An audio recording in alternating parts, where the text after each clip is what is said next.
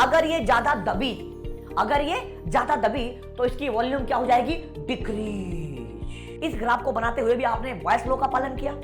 बायस law का पालन कर रहे हो, उसका मतलब टेम्परेचर कांस्टेंट होगा, तो इस ग्राफ का नाम भी अपने आप में आइसोथर्मी होगा। अगर कोई इस रूम को चारों तरफ से इस कंटेनर को गर्म कर दे तो हम कहीं से एक जगह खड़े हो पाएंगे? हम करेंगे अरे मम्मी मेरे को बहुत भागना पड़ेगा पूरी स्पीड के साथ, ऐसे भागना पड़ेगा, बोलो यार, ऐसे भागना पड़ेगा पूरी तेजी के साथ। यहाँ पर टेम्परेचर 0 डिग्री सेल्सियस है। अब इसका मतलब ये बिल्कुल नहीं है कि 0 डिग्री सेल्सियस पे गैस का प्रेशर भी 0 हो। किसी के पैरों में गिरकर कामयाबी पाने से बेहतर है अपने पैरों पे चलकर कुछ बनने की ठान लो। अपने उज्जवल भविष्य को बनाने के लिए एक दृढ़ संकल्प लो। और आप लोगों को आपके भविष्य बनाने के लिए मैं भी अपना एक छोटा सा योगदान देने जा रहा हूं रफ्तार बैच के अंदर गैसेस के लेक्चर नंबर 2 में। और आज के लेक्चर में स्टार्ट करेंगे। आज का जो गोल होगा वो होगा गैस लो। लेकिन गोल करने से पहले मैं आप लोगों को एक बात बताना चाहता हूं। जितने भी गैस लो होंगे ना, बड़े सिंपल होते हैं। कुछ लोग ये सोचते हैं कि हम जब किताब पढ़ेंगे, हम जब बुक पढ़ेंगे, तब हमें कोई लो आएंगे, तब हमें कुछ समझ में आएगा। पर नहीं, जो इंसान साइंस को अपने आसपास होता हुआ देखेगा वो बहुत आसानी से फिजिकल केमिस्ट्री या फिजिक्स को बहुत अच्छे से समझ पाएगा। जैसे उदाहरण के लिए मैं आपको कुछ बात बताऊंगा कि आज हम जो लो के बारे में बात करेंगे, गैस लो के बारे में बात करेंगे मेरे बच्चों, वो कौन कौन से होंगे जरा देखिए। मान लीजिए आपके पास 4 वेरिएबल थे, प्रेशर, टेम्परेचर, वॉल्यूम और number of moles. In 4 variable के बीच में आपको रिलेशन ढूंढना है कि किन के बीच में क्या रिलेशन होता है। जैसे प्रेशर और टेम्परेचर में क्या रिलेशन होता है, या प्रेशर और वॉल्यूम में क्या रिलेशन होता है, या प्रेशर और नंबर ऑफ मोल्स में क्या रिलेशन होता है, या वॉल्यूम और टेम्परेचर में क्या रिलेशन होता है। ऐसे रिलेशन पढ़ने हैं। और ये रिलेशन अगर आपको फील करने आ गए तो किसी भी लो को आपको रटना नहीं पड़ेगा। 2 मिनट में इन लो की ऐसी तैसी हो जाएगी। ठीक है भाई, जरा देखिए मेरे बच्चों, ध्यान से देखिएगा। यहां पर आप लोगों को क्या करना है, जब हम गैसेस स्टेट में चैप्टर पढ़ेंगे आगे, मतलब गैस लो पढ़ेंगे, तो आपको इन 4 वेरिएबल में से कोई 2 वेरिएबल कांस्टेंट करने पड़ेंगे और उसके बाद बचे हुए जो 2 वेरिएबल होंगे उनमें आपको रिलेशन पढ़ना होगा कि क्या हो सकता है क्या नहीं हो सकता। सबसे पहले मैं स्टार्ट करूंगा बेटा जी बायल्स लॉ से। बायल्स लॉ क्या होता है क्या नहीं होता है वो बाद की बात है। पहले मैं आपको एक एक्सपेरिमेंट करके दिखाना चाहता हूं और उसके बाद हम बात करेंगे कि वो आपको क्या फील करवाता है। जरा देखिए, मान लीजिएगा आपके पास एक सिलेंडर है मेरे बच्चों, आपके पास एक सिलेंडर है जिसके ऊपर एक मूवेबल पिस्टन रखी हुई है। मूवेबल पिस्टन रखी हुई है, समझिएगा इस बात को, मूवेबल पिस्टन रखी हुई है। और इस सिलेंडर के अंदर और कुछ नहीं है मेरे बच्चों, इसके अंदर हो जाएगा गैस, गैस के पार्टिकल, गैस की अमाउंट। तो यहां पर मैं कहूंगा कि ये गैस है। अब जरा देखिए, आपको मैंने लास्ट क्लास में से क्या सिखाया था कि किसी गैस को जिस कंटेनर में रखा जाता है वो गैस उसी कंटेनर की वॉल्यूम को ऑक्यूपाई कर लेती है। यानी कंटेनर की वॉल्यूम का मतलब है गैस की वॉल्यूम। तो यहां पर हमने जो वॉल्यूम माना है गैस का, वो हमने V1 मान लिया, या मान लीजिए कोई V वॉल्यूम था। उसके बाद इसके ऊपर से मैं प्रेशर अप्लाई कर रहा हूंगा, यानी दबाऊंगा। अब जरा देखिए, अगर मैं किसी तरीके से क्या, मैं तुम्हें बता देता हूं अभी। मान लीजिएगा कि यहां पर मैं ऐसे करके गिर ना जाऊं, ठीक है, ऐसे करके मैं गिर ना जाऊं, लेकिन समझिएगा, हां, अगर मैं इस वाले पिस्टन पर ऊपर से वेट कर दूं, दबाने लगूं, पूरी तेज दबाने लगूं, तो क्या होगा भाई, यहां पर ये वाला पिस्टन नीचे की तरफ आने लगेगा।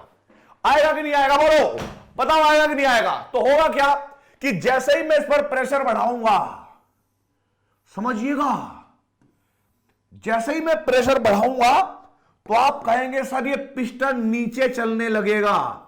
ये पिस्टन नीचे चलने लगेगा क्योंकि आप प्रेशर बढ़ा रहे हो। और जब मैं प्रेशर बढ़ाऊंगा तो जरा देखिए मेरे बच्चों, मैं कहूंगा भाई साहब, अगर मैंने प्रेशर बढ़ाया तो ये जो गैस होगी ये कंप्रेस होने लगेगी, एकदम दबने लगेगी। और हम ये भी जानते हैं अगर ये ज्यादा दबी अगर ये ज्यादा दबी तो इसकी वॉल्यूम क्या हो जाएगी, डिक्रीज। इसकी क्या हो गई, वॉल्यूम डिक्रीज। मान लीजिएगा कि ये प्रेशर P1 था और ये वॉल्यूम V1 था, और ये प्रेशर P2 है और ये वॉल्यूम V2 है गैस का। देख लो भाई, हमने क्या काम करा। अगर देखो प्रेशर P2 ज्यादा है P1 से, ध्यान से देखिए, अगर ज्यादा है तो ये बात समझ में आई ना आप लोगों को कि V2 छोटा है V1 से। यानी भाई प्रेशर के बढ़ाने पर वॉल्यूम क्या हो जाती है, घट जाती है। समझ में आई कि नहीं। अब जरा देखो भाई, ये बात तो तुम्हें समझ में आ गई कि सर प्रेशर के बढ़ाने पर वॉल्यूम कम हो जाती है या वॉल्यूम के बढ़ाने पर प्रेशर कम हो जाता है। यह बात हमें समझ में आ गई। लेकिन समझिएगा, जब आप ये वाला एक्सपेरिमेंट कर रहे थे तो क्या इस वाले एक्सपेरिमेंट को करते हुए आपने कहीं से भी लीकेज करी, कहीं से कोई गैस निकल के भागी, गैस भागी, बोलो आप कहोगे सर जो गैस इसके अंदर पहले से थी वही गैस अभी भी है। यानी जितने पार्टिकल गैस के पहले थे अभी भी उतने ही पार्टिकल हैं। यानी गैस का मास जितना यहां पर था उतना ही यहां पर भी है।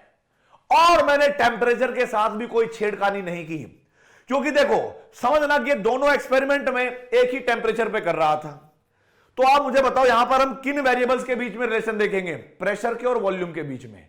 जबकि पूरे एक्सपेरिमेंट को करते हुए जो भी मैंने आपको सिनेरियो बताया, इसमें टेम्परेचर कांस्टेंट है और इसमें गैस की जो अमाउंट है यानी मास है यानी जो मोल है वो भी कांस्टेंट है। अब इनमें रिलेशन क्या आएगा जरा देखिए। यही रिलेशन में पढ़ाऊंगा, यही स्टेटमेंट लिखवाऊंगा जो बुक में लिखी होगी। यानी किताबों से पढ़ के ऐसे मत सोचना कि किताबों से रटोगे तब तुम्हें आएगा, नहीं। आप नेचर में देखिए अपने आसपास फिजिकल केमिस्ट्री को होते हुए, आपको 2 मिनट के अंदर सारी बुक की लैंग्वेज याद हो जाएगी। कैसे, जरा देखिए। मैंने कांस्टेंट टेम्परेचर रखा हुआ था भाई, मैंने क्या किया हुआ था, कांस्टेंट टेम्परेचर। क्या है वो जरा समझिएगा। At constant temperature, at constant temperature हम लिखेंगे for a certain mass of A gas. अब इसका मतलब क्या हो गया जरा देखिए, इसका मतलब क्या हो गया। आप लोग जानते हैं मोल का फॉर्मूला है given mass by molar mass. दुनिया की कोई भी गैस हो उसका मोलर मास तो कांस्टेंट ही रहेगा भाई, बोलो हां या ना। आपको के सर बिल्कुल रहेगा। और अगर आपने मास भी कांस्टेंट कर दिया, मोलर मास ऑलरेडी कांस्टेंट है, तो एक तरीके से आप मोल ही तो कांस्टेंट कर रहे हो ना भाई, हां या ना। आपको के सर बात तो सही कह रहे हो। चलो हमने मोल ही कांस्टेंट कर दिए। तो जरा देखिए बेटा, यहां से थोड़ी देर पहले मैंने आपको क्या बताया था कि हमें इन 4 वेरिएबल में रिलेशन निकालना है।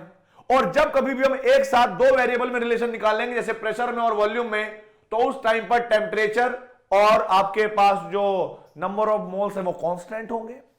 तो मैंने पहले हेडिंग में क्या लिखा है, constant temperature for a certain mass of gas, यानी मोल भी कांस्टेंट हो गए। तो अब क्या करेंगे हम लोग, अब हम करेंगे द वॉल्यूम। समझिएगा ध्यान से, बहुत इंपॉर्टेंट है। The volume of gas, the volume of gas is inversely proportional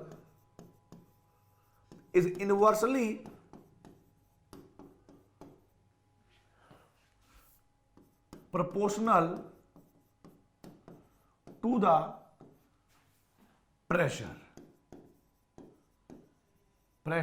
applied। जो भी आप प्रेशर लगाते हो या प्रेशर होता है गैस का, द प्रेशर। अब भाई ये जो अंग्रेजी हमने लिखी, इसका मतलब तो सीधा सीधा ये हो गया कि भाई volume is inversely proportional to pressure. बोलो हाँ या ना। आप कहोगे सर बात तो सही कह रहे हो। अब जब इस प्रोपोर्शनल को मैं हटाऊंगा तो मुझे कांस्टेंट लगाना पड़ेगा, और पी वी बराबर है कांस्टेंट इंटू में 1/p, ऐसे आ जाएगा। और जब यहां से आप क्रॉस मल्टीप्लाई करेंगे, क्या करेंगे, क्रॉस मल्टीप्लाई करेंगे। तो क्रॉस मल्टीप्लाई करते ही, पीछे लिख देता हूं, क्रॉस मल्टीप्लाई करते ही इधर पीछे लिख देते हैं भाई, और क्या करना है अपन को। तो हाँ जरा देखिए कि वो जो पीवी आएगा, पीवी वो बराबर के बराबर है, और K का मतलब क्या होता है? कांस्टेंट। क्या होता है जिसका मतलब? कांस्टेंट। अब आपको मैं एक बात बताता हूं, ये आपके पास क्या हो गया? कांस्टेंट K के बराबर, PV बराबर कांस्टेंट। अब जरा देखो, अगर कोई गैस है और वो अलग अलग प्रेशर अलग अलग वॉल्यूम पर है, ठीक है भाई, दो अलग अलग स्टेट में है।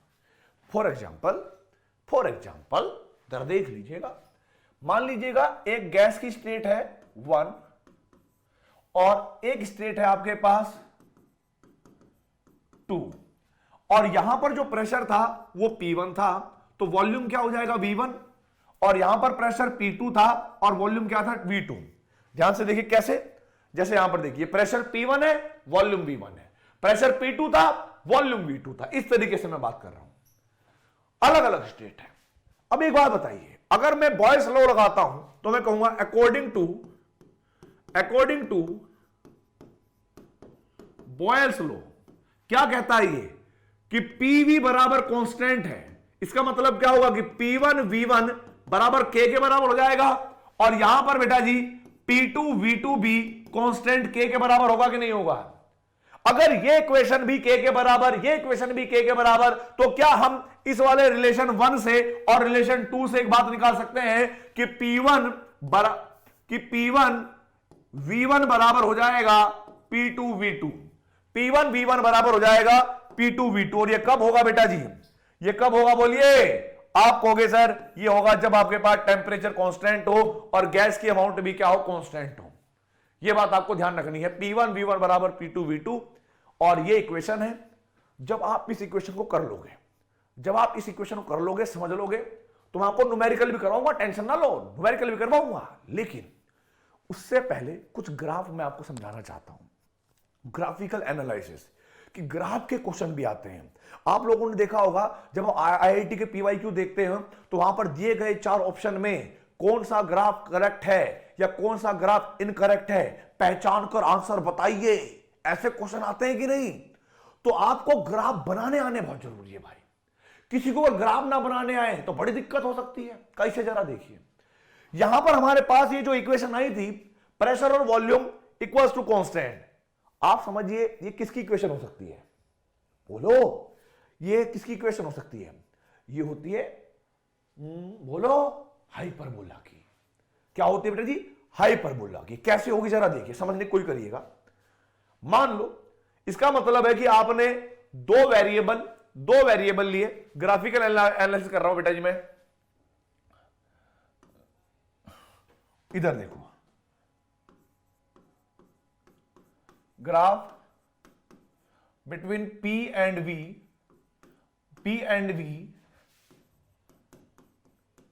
एट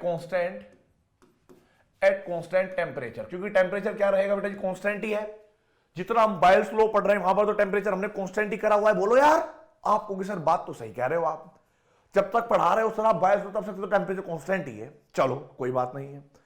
हम लोग एक बात जानते हैं कि P की और V की मल्टीप्लाई एक कांस्टेंट के बराबर आई है। अगर मैं ग्राफ ड्रॉ करना भी चाहूं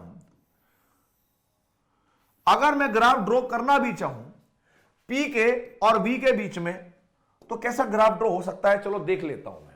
देखो बेटा, यहां पर मान लीजिएगा वॉल्यूम जो है वो 2 थी, 4 थी, 6 थी, 8 थी, 10 थी, 12 थी, 14 थी, 16 थी, ऐसे मान ली, है ना, लीटर में बढ़ रही होगी। ऐसे इधर अगर आप देखोगे 2, 4, 6, 8, 10, उसके बाद 12, 14, 16, ऐसे मान लीजिएगा। अब मैंने अपनी तरफ से समझाने के लिए, मैथ्स के पॉइंट ऑफ व्यू समझाने के लिए, माना वो कांस्टेंट अपने आप में 16 था, मान लिया कि मैंने अपनी तरफ से इस कांस्टेंट को 16 मान लिया, तो मैं क्या सोच के चलूंगा कि भाई राइट हैंड साइड और लेफ्ट हैंड साइड क्या होनी चाहिए? बराबर होनी चाहिए। और यदि लेफ्ट हैंड साइड और राइट हैंड साइड बराबर होगी तो इन दोनों की मल्टीप्लाई 16 के बराबर आनी चाहिए। ऑप्शन नंबर पहला ये है कि अगर मैं प्रेशर को 1 मान लूं तो बेटा जी लेफ्ट हैंड साइड को 16 होने के लिए मुझे वॉल्यूम कितनी लेनी पड़ेगी? आप कहोगे 16, तो मैंने यहां पर 16 कर दिया। अब जरा देखो, अगर मैं प्रेशर को 2 करता हूं, प्रेशर को मैंने 2 atm कर दिया, तो वॉल्यूम कितनी लेनी पड़ेगी बोलिए 16 करने के लिए? सर 8। पता लग गई ये बात तो। और यदि मैं यहां पर 4 लेता हूं तो यहां पर मुझे और 4 लेना पड़ेगा। इधर मैं 8 लेता हूं तो 16 करने के लिए मुझे 2 लेना पड़ेगा, और 16 करता हूं तो वहां पर मुझे 1 लेना पड़ेगा। आप ध्यान से देखिए, बहुत ध्यान से देखिए, बॉयल्स लॉ ही है।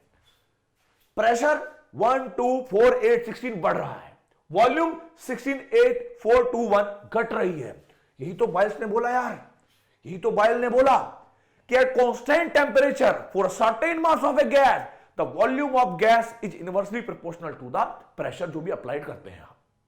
ठीक है, ये वाली इक्वेशन आ गई, कोई दिक्कत नहीं है। आप जो फॉर्मूला सॉरी डायग्राम बनाना चाहते हो, वो मतलब ग्राफ बनाना चाहते हो, वो P और V के बीच में है, P और V के बीच में है। अब जरा देखिए क्या होगा यहां पर। मान लीजिएगा कि जब मैंने प्रेशर 1 atm किया था, यानी यहां पर किया था, तो वॉल्यूम 16 थी, यानी कहीं ना कहीं देखो यहां पर ध्यान से, कहीं ना कहीं 16 वाले पॉइंट पर 1 प्रेशर यहां पर आएगा, इतने पे यहां पर रख दिया मैंने। उसके बाद जब आपने प्रेशर 2 atm किया तो वॉल्यूम कितनी हो गई थी 8। तो भाई इस वाली हाइट पे 8 देखो कहां पर है, तो आप इसको ऐसे पॉइंट कर दोगे। उसके बाद जब आप प्रेशर को 4 atm करते हो तो वॉल्यूम भी 4 हो गई, तो आप 4 atm यानी इस वाली हाइट पर और इस वाली दूरी पर आप यहां पर एक पॉइंट बना दोगे। उसके बाद जब आपने प्रेशर को 8 atm किया तो वॉल्यूम 2 लीटर हो गई, तो आपने मान लो 8 पर 2 यहां पर ले आए। फिर यह कह रहा है कि जब आपने प्रेशर को 16 atm करा तो वॉल्यूम कहीं ना कहीं 1 लीटर हो गई होगी यहां पर, बोलो यार।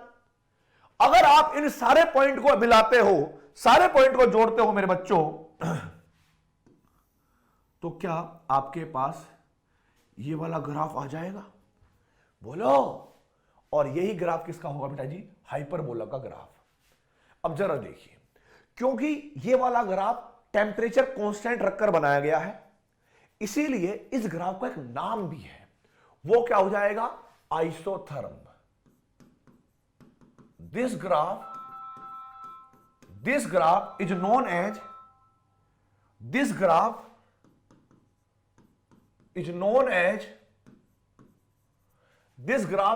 As isotherm. ये बात ध्यान रखनी बेटा जी, क्योंकि कांस्टेंट टेम्परेचर पे बना है आइसोथर्म।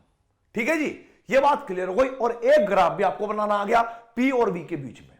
अब दूसरा टाइप का ग्राफ समझिए, और कैसे ग्राफ आएंगे जो बॉयल्स लॉ के होंगे। सारे ये जो जितने भी ग्राफ मैं अभी बता रहा हूं, सारे बॉयल्स लॉ के आएंगे सब। जरा देखिए कैसे, सपोज करिएगा कि अब मुझे ग्राफ बनाना है किसमें? P या कह सकते हैं वॉल्यूम वर्सेस 1/P के बीच में मुझे ग्राफ बनाना है। V वर्सेस 1/P के वर्सेस बनाना है। आप लोग जानते हैं बॉयल्स लॉ के हिसाब से आप लोग जानते हैं, according to Boyle's law volume is inversely proportional to 1/P था, हाँ या ना? आप कहोगे सर बिल्कुल, इस प्रोपोर्शन को हटाऊंगा तो मैं यहां पर K इंटू में 1/P। अब 1/P जो है ना, अपने आप में एक फंक्शन है पूरा, और वॉल्यूम उस पर डिपेंड करता है। यदि मैं ग्राफ बनाऊं इस टाइप का कि एक तरफ मैंने लिखा है V और दूसरी तरफ मैं लिख रहा हूं 1/P, तो जरा देखिए क्या ये y बराबर mx का ग्राफ आ जाएगा, जिसमें इंटरसेप्ट भी नहीं है, जो बिल्कुल ओरिजिन से पास होके जाएगा? बोलो यार। आपको सर बिल्कुल आएगा। तो यहां पर जो ग्राफ ड्रॉ होगा वो ग्राफ कुछ इस तरीके से ड्रॉ हो जाएगा बेटा, स्ट्रेट लाइन में। अब आप ध्यान से समझिएगा, ये जो आप ग्राफ ड्रॉ कर रहे हो, इस ग्राफ को बनाते हुए भी आपने बॉयल्स लॉ का पालन किया। बॉयल्स लॉ का पालन कर रहे हो, उसका मतलब टेम्परेचर कांस्टेंट होगा, तो इस ग्राफ का नाम भी अपने आप में आइसोथर्मी होगा। ठीक है भाई, ध्यान रखनी है बात। दिस ग्राफ इज ऑल्सो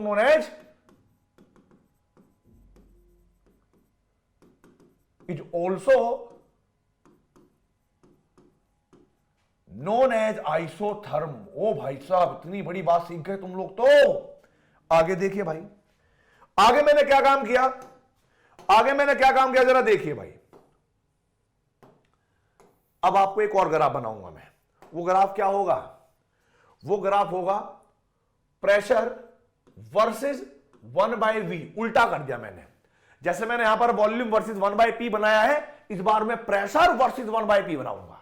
अब आप क्या करोगे जरा देखिए, ये आप लोग देखोगे कि आप लोगों ने देखा कि भाई मुझे पता है कि volume is inversely proportional to P थी, ये बात आप जानते हो अकॉर्डिंग टू बॉयल्स लॉ। दोबारा चलाता हूं, देखो according to Boyle's law, Boyle's law के ग्राफ है सारे के सारे बॉयल्स लॉ। मैं कहता हूं कि volume is inversely proportional to P है और v बराबर क्या आ जाएगा K1/P। जब आप क्रॉस मल्टीप्लाई करोगे तो P बराबर क्या आएगा K इंटू में 1/V। अब जब इस वाली इक्वेशन को आप कंपेयर करोगे तो आपके पास क्या आएगा, y बराबर mx आएगा। यानी एक तरफ आप P लिख रहे हैं, दूसरी तरफ आप 1/V लिख रहे हैं, तो ग्राफ क्या आ जाएगी मेरे बच्चों, बिल्कुल ओरिजिन से निकलती हुई स्ट्रेट लाइन आएगी। और अगर हम स्लोप की बात करें तो इसका जो स्लोप आएगा वो पहले वाले का स्लोप भी k था और इसका भी स्लोप आप कंपेयर करोगे तो इसका भी स्लोप क्या रहेगा, हमारे पास k रहेगा। और आपको मैं एक और बात बता दूं, ये भी बॉयल्स लॉ का पालन करता है। इसका मतलब क्या होगा कि this graph is also known as isotherm. तो हम क्या कहेंगे भाई, this graph is also known as क्या, बोल तो दो, मैं नहीं बताऊंगा, आइसोथर्म। क्या हो जाएगा, आइसोथर्म हो जाएगा रे बच्चों।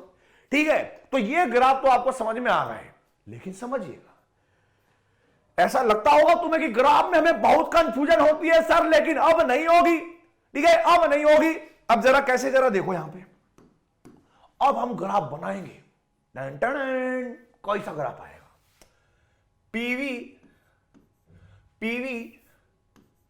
Versus P. PV versus P का मतलब क्या होगा कि आपको एक लाइन पे लिखा होगा ऐसे पीवी और दूसरी लाइन पर लिखा होगा बेटा जी पी, और कोई आपसे ये कहे कि बताओ ग्राफ क्या बनेगा। आपको मैं वापस एक बात सिखाना चाहता हूं जो थोड़ी देर पहले मैंने लिखवाया। आप एक बात बताओ, पीवी की बात कर रहा हूं मैं, प्रेशर आप कितना भी बढ़ाओ, अगर प्रेशर के कंपेयर में देखोगे 1 2 4 8 16 प्रेशर आप बढ़ा रहे हो एक तरीके से, ऊपर से नीचे देखो आप क्या कर रहे हो, प्रेशर बढ़ाई तो रहे हो 1 2 3 4, लेकिन क्या पीवी की जो मल्टीप्लाई है वो तो हर बार 16 आ रही है ना भाई, हर बार कांस्टेंट आ रही है ना यार। देखो P1 था, वॉल्यूम अपने आप बढ़ गया, यानी पीवी तो कांस्टेंट ही रहेगा ना, वॉल्यूम आप कितना भी बढ़ाते रहो कोई फर्क नहीं पड़ रहा भाई। इसका मतलब क्या हुआ कि सर हमने एक बात पढ़ी है, अकॉर्डिंग टू बॉयल भैया, बॉयल्स लॉ क्या पढ़ी है रे कि volume is inversely proportional to P था और पीवी बराबर तो कांस्टेंट पढ़ा था ना सर, ये तो कांस्टेंट रहेगा चाहे आप प्रेशर जो मर्जी बढ़ाओ, कोई दिक्कत नहीं है। तो मैंने क्या काम करा भाई, ओहो बड़ी बेशरम है, इधर देखिए। तो आप लोग क्या करेंगे भाई, इसको पीवी को कांस्टेंट कर देना, किसी भी एक वैल्यू पर आप कांस्टेंट कर देंगे। बात समझ में आई, किसी वैल्यू पर आप एक कांस्टेंट कर देंगे, इसमें कोई घबराने वाली बात नहीं है। पर चाहे आप प्रेशर कितना भी बढ़ाओ, और क्योंकि ये वाला ग्राफ भी कांस्टेंट टेंपरेचर पे बना है, बॉयल्स लॉ का फॉलो करता है, तो हम कहेंगे this graph is also known as क्या बोलेंगे इसको रे, अरे बताओ तुम लोग टाइम के साथ इसका नामकरण कर देना कमेंट बॉक्स में चुपचाप, समझ में आई। हाँ, और इस ग्राफ का नाम क्या रखोगे, ये नहीं पूछा, क्वेश्चन का नाम रखूंगा आगे। ठीक है, इधर देखो, आगे देखो। अब आपके पास एक और ग्राफ आपको ड्रॉ करना है, वो क्या है जरा देखिए। अब आप ग्राफ ड्रॉ करोगे पीवी वर्सेस वी के, जैसे आपने पीवी वर्सेस पी देखा होगा, ऐसे ही आप आईआईटी के पीवाई की क्वेश्चन देखोगे तो वहां पर ग्राफ किसी भी टाइप का आ जाए, पर अपन तुम लोगों को झुकने नहीं देगा। ठीक है, इधर देखिए, इधर देखो भाई, अगर मैं यहां पर एक तरफ लिखता हूं ऐसे, एक तरफ मैंने लिखा है पीवी और एक तरफ मैं लिख रहा हूं वॉल्यूम, आप लोग ये बात जानते होंगे, अभी थोड़ी देर पहले मैंने एक और डायग्राम बनाऊंगा कि भाई इस वाले मल्टीप्लाई को आप एक बार नीचे से ऊपर की तरफ देखिए और वॉल्यूम को ध्यान में रखते हुए देखिए। जब आप वॉल्यूम को मान लो इंक्रीज करते हो 1 से 2 लीटर 4 8 16 कर रहे थे, क्या पीवी की ओवरऑल मल्टीप्लाई पर कोई फर्क पड़ा? वो तो पहले भी 16 थी, बाद में भी 16 रहेगी। इसका मतलब क्या हुआ? पीवी तो कांस्टेंट हुआ ना भाई। तो आप लोग क्या करोगे जरा देखो, आप लोग क्या करोगे? सर पीवी तो कांस्टेंट है, ये बात तो हमें बॉयल्स लॉ ने बताई कि according to Boyle's law PV बराबर क्या है? कांस्टेंट। आप वॉल्यूम को बढ़ाए घटाए कोनो फर्क नहीं पड़ेगा। इसका मतलब ये आपके पास एक कांस्टेंट आएगा, एक और ग्राफ स्ट्रेट लाइन आएगी बिल्कुल parallel to the X axis. अब जरा देखिए भाई, क्योंकि ये वाला ग्राफ भी आपके पास कांस्टेंट टेम्परेचर पे बना है, बॉयल्स नियम का पालन करता है, तो this is also known as this is also known as, पता नहीं कौन सा फलाना ढिमकाना नाम है इसका, बताना तुम्हें कमेंट बॉक्स में क्या कहेंगे इसको हम, ठीक है। तो ये थे बेटा जी graphical analysis of Boyle's law, कि बॉयल्स के अंदर अगर कोई क्वेश्चन आ सकता है, कोई क्वेश्चन अगर आ सकता है ग्राफ से रिलेटेड, तो हमारी पकड़ से तो नहीं जाएगा। यही सारे ग्राफ है। प्लस मैं आप लोगों को एक और बात बताना चाहूंगा, क्योंकि अपन का तो काम ही नहीं है छुड़वाना, कुछ क्लियर करते हैं अपन सब। इधर देखो, इधर कुछ ग्राफ आपको देखने पर ऐसे मिलेंगे, मान लीजिएगा कुछ टास्क है, कुछ क्वेश्चन है कि यहां पर लिखा होगा P और यहां पर लिखा होगा V। अब किसी सर्टेन टेम्परेचर पे एक ग्राफ आया होगा, ठीक है भाई, ये ग्राफ आया, और आपने अगर टेम्परेचर चेंज करके कोई दूसरे टेम्परेचर को फिक्स कर लिया, तो हो सकता है कि आपके पास ग्राफ ये वाला है, हो सकता है आपके पास ये वाला है।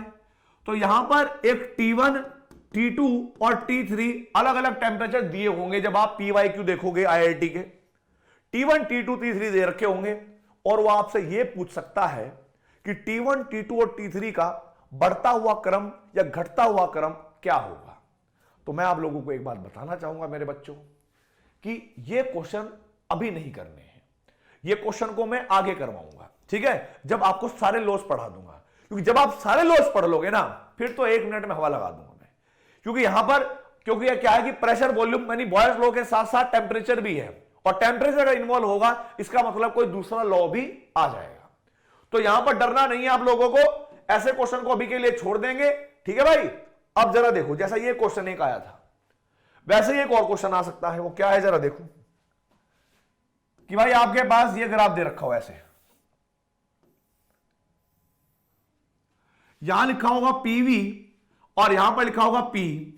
आप लोग ये बात जानते हैं कि ऐसे पैरेलल एक्सिस आएगी, ऐसे आ सकती है, ऐसे आ सकती है अलग अलग, ठीक है, ये भी आ गई। अब आपको ध्यान से मैं बताना चाहूंगा कि क्योंकि ये भी आइसोथर्म था, ये ग्राफ भी कांस्टेंट टेम्परेचर पे आए होंगे, ये कांस्टेंट वैल्यू किसी T1 टेम्परेचर पे आई होगी, ये कांस्टेंट वैल्यू किसी T2 टेम्परेचर पे आई होगी, ये कांस्टेंट वैल्यू किसी T3 टेम्परेचर पे आई होगी। तो वो पूछ सकता है कि भविष्य में जो ये T1 T2 T3 है, इनका बढ़ता हुआ क्रम कौन सा है, घटता हुआ क्रम कौन सा है, मिनिमम टेम्परेचर कौन सा है, मैक्सिमम टेम्परेचर कौन सा है। ये सारे के सारे पॉइंट आगे डिस्कस करेंगे जब अदर लॉ भी हम पढ़ लेंगे, ठीक है मेरे बच्चों। बढ़ते हैं आगे फटाफट। अब जरा देखिए, अब जरा देखिए, यहां पर एक क्वेश्चन दिया गया है, समझिएगा, यहां पर एक क्वेश्चन दिया गया है, एट ए कांस्टेंट टेम्परेचर, बिल्कुल क्या बोल दिया उसने, टेम्परेचर कांस्टेंट है, a gas occupies of 200 ml at a pressure of 0.72 bar, it is subjected to an external pressure 0.09 bar. What is the resulting volume of the gas? बताइए क्या होगा। अब जरा देखिए मेरे बच्चों, यहां पर तो टेम्परेचर कांस्टेंट दे दिया, दो वॉल्यूम निकालने वाले, एक वॉल्यूम देकर एक पूछ रहा है और दो प्रेशर दे रहा है।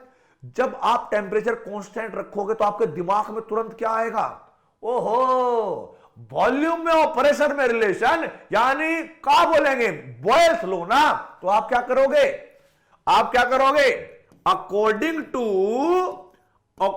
To Boyle's law.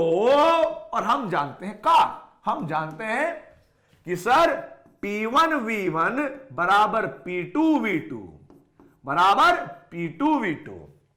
अब जरा देखिए, स्टार्टिंग में जब प्रेशर आपको दे रखा था P1 कितना 0.720 बार, वॉल्यूम था कितना 200 ml, और P2 कितना दे रखा है 0.90 बार, वॉल्यूम क्या दे रखा है V2। पूछा हुआ है तो कितनी होगी बताइए। तो जरा देखिए, चुपचाप ये वाली इक्वेशन लगाना, वहां से सारी वैल्यू यहां पर पुट करना, जो पूछा हुआ है वो निकाल देना बस, और ABCD 4 ऑप्शन में आपका आंसर मिला लेना। ठीक है भाई, इस क्वेश्चन का नाम हो जाएगा मिस्टर गधा गैंग। मिस्टर गधा गैंग, ये तुम लोगों के ऊपर ही है बिल्कुल। ठीक है भाई, तो मिस्टर गधा गैंग का करेक्ट आंसर जो है वो मुझे चाहिए कमेंट बॉक्स में, करेक्ट आंसर। ठीक है, आगे बढ़ते हैं, आगे बढ़ते हैं। टिंग टिंग टिंग, नेक्स्ट क्वेश्चन कह रहा है, जय बात बोली इसने, the value of Boyle's constant at in SI unit, SI unit में निकालना है, जब 200 ml of gas at 1.2 atm is about. ओहो, वॉल्यूम भी दे दिया और प्रेशर भी दे दिया, पर हमें क्या निकालनी है, उसकी SI यूनिट निकालनी है। बड़ा ही सिंपल है, कोई दिक्कत तो है ही नहीं। आप लोग जानते होंगे कि बॉयल्स लॉ के अकॉर्डिंग टू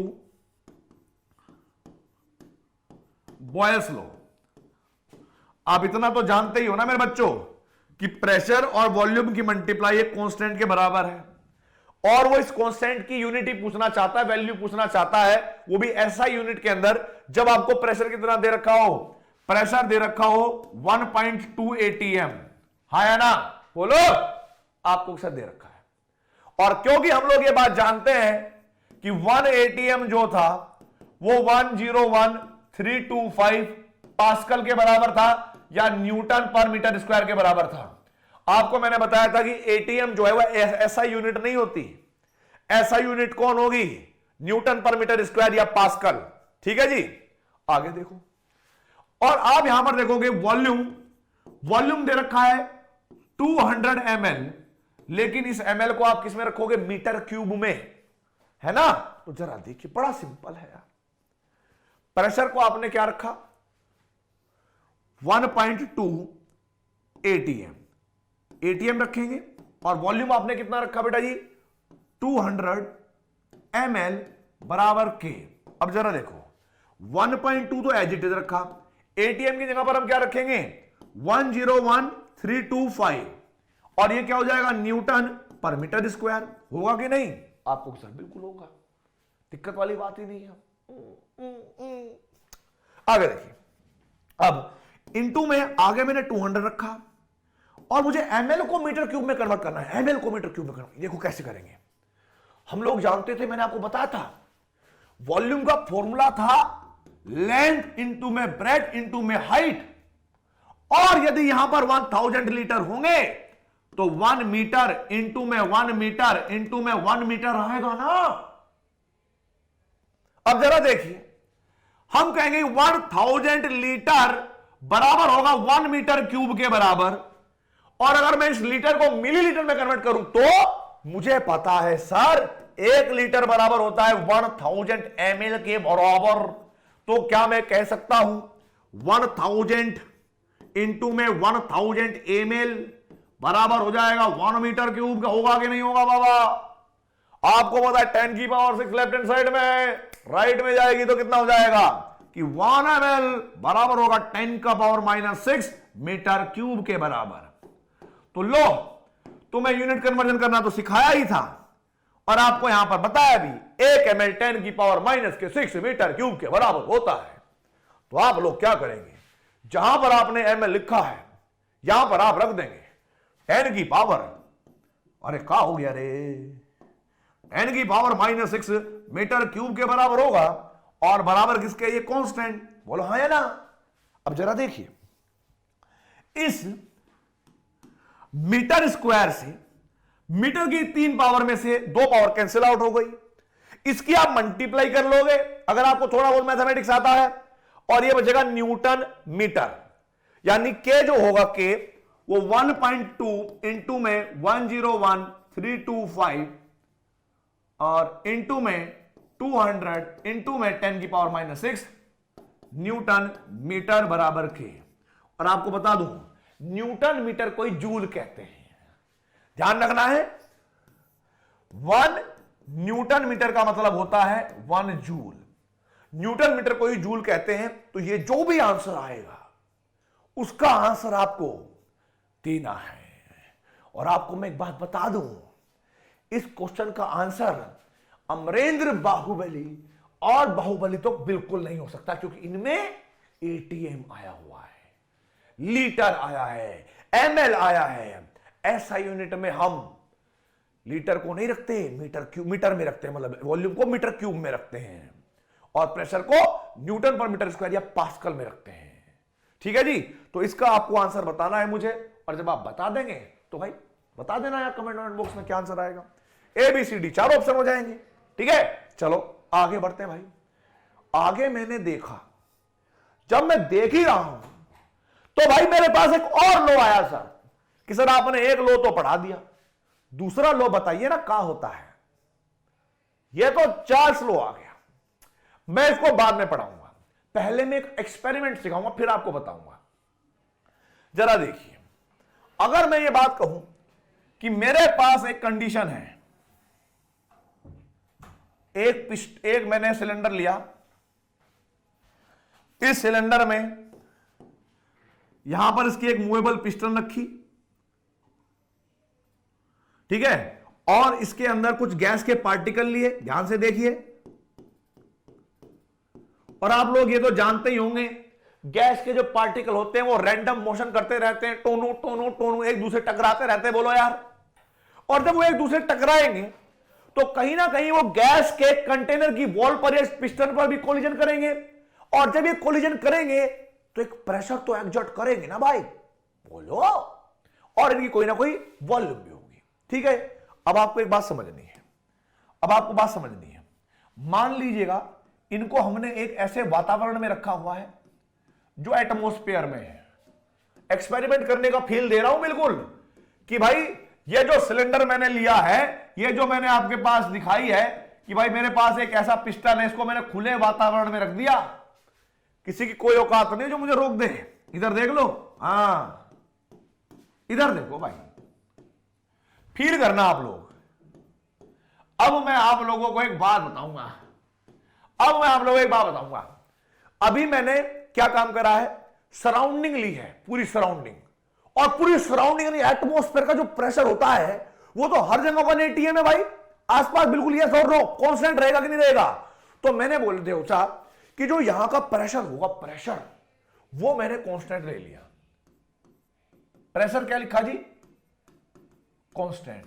आपको फील आ गया होगा, आपको फील आ गया होगा सर प्रेशर कांस्टेंट, इसका मतलब है इस बार जो हम रिलेशन पढ़ने वाले हैं वो वॉल्यूम में और टेम्परेचर में पढ़ेंगे। फिर इसका मतलब, मैंने कहा हाँ मेरे बच्चों, इस बार हमें रिलेशन वॉल्यूम और टेम्परेचर में पढ़ना है, और प्रेशर हमने क्या कर दिया, कांस्टेंट। अब जरा देखो हुआ क्या, हुआ कुछ ऐसा, आप ही बताना, मुझे तो थोड़ा कम पता है आजकल, है ना, आप मुझे बताना। मान लो इसका कोई टेम्परेचर T1 है, और मैंने क्या काम करा, इसके आग लगाई, इसके पीछे से आग लगाई, है ना, टीनी टीनी टीनी टीनी आग लगाई, और जब मैं इसको हीट सप्लाई करूंगा, तो आप मुझे बताइए इसका जो टेम्परेचर होगा वो चेंज होगा कि नहीं होगा, वो घटेगा या नहीं घटेगा, या बढ़ेगा। आप कहोगे सर घटेगा तो नहीं, इतने भी मूर्ख नहीं है हम कि आप किसी चीज को जला रहे हो और वो ठंडी हो जाए, इतने भी मूर्ख नहीं है हम। तो जरा देखो, जब आप यहां पर टेम्परेचर बढ़ाओगे, इसको हीट दोगे, तो पता है क्या होगा, इसका पिस्टन का जो टेम्परेचर होगा वो बढ़ जाएगा, टेम्परेचर इंक्रीज होगा, टेम्परेचर क्या होगा, इंक्रीज होगा। और जैसे टेम्परेचर इंक्रीज होगा, ये बिल्कुल तुम्हारी तरह है, जैसे मान लेना कि तुम्हारे आसपास तुम कहीं चल रहे हो, बड़े आसान एकदम एकदम, जैसे कंटेनर में क्या होता है, इस कंटेनर के अंदर जो पार्टिकल होते हैं ना, गर्म करने से पहले बड़े मजे में चल रहे होते हैं, ऐसे एकदम टेन टेन टेन, ओ भाई साहब टेन टेन, ऐसे चल रहे, घूम रहे हैं।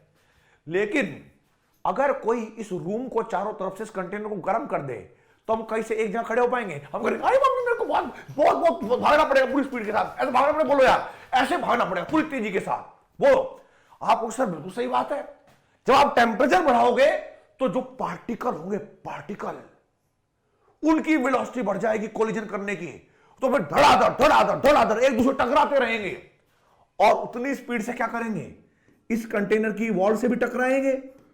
और आपको बता रहा हूं मैं, जब वेलोसिटी बढ़े, समझना, जब टेम्परेचर इंक्रीज होगा, जब टेम्परेचर इंक्रीज होगा तो वेलोसिटी ऑफ पार्टिकल भी इंक्रीज होगी, होगी कि नहीं?